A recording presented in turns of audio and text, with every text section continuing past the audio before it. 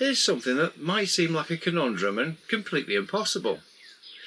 How can we take two of the same type of coin, the same value, same currency, two USA pennies, and create a battery cell that could run a Joule Thief from the same value of coin?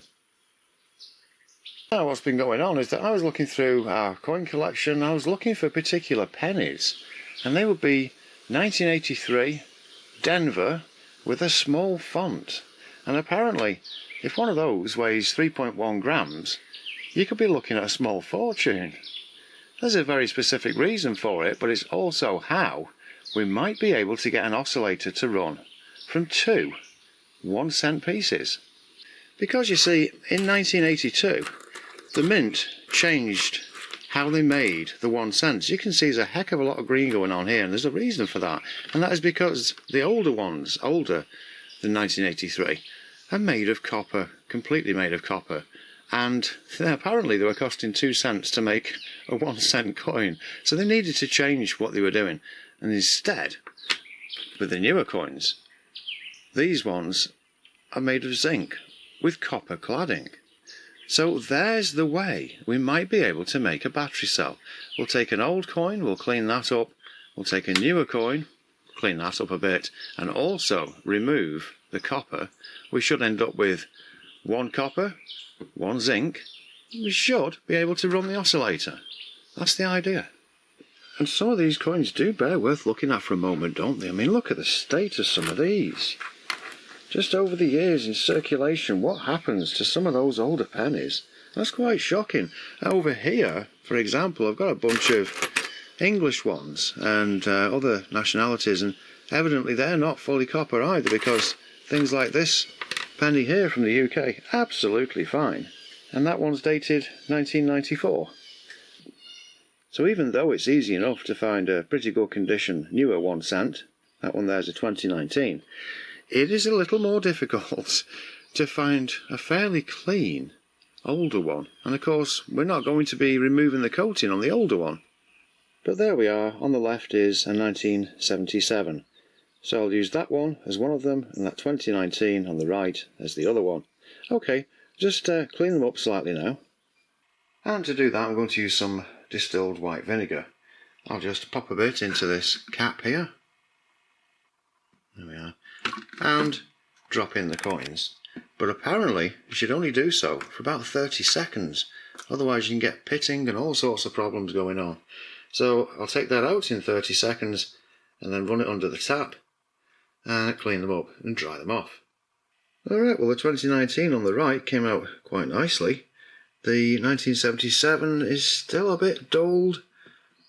It did come out okay, but it could do with a bit more cleaning. So what I'm going to do is use a bit of toothpaste, and I'll come back when I've done that.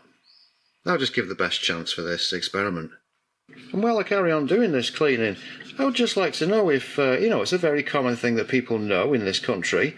Of course, I wasn't born in the USA, so I don't know. But is it a common thing enough for people to try and run little circuits off the difference of an older 1 cent and a newer 1 cent? Do let me know. And there we go, with them about as clean as I can get them. It is quite interesting how different they do look, and they are the same coin, and everybody in America knows they are 1 cent pieces, but yeah, look at that difference. Right, so we've now got our 2 coins. The next thing I'm going to do is to sand just some, this is about 2,000 grit now, it's pretty much used up, but to sand just the back of the 2019 coin, because that way it'll still look like a regular one on the front, and just the back should show the zinc, but I'll also be able to show the difference in what it looks like.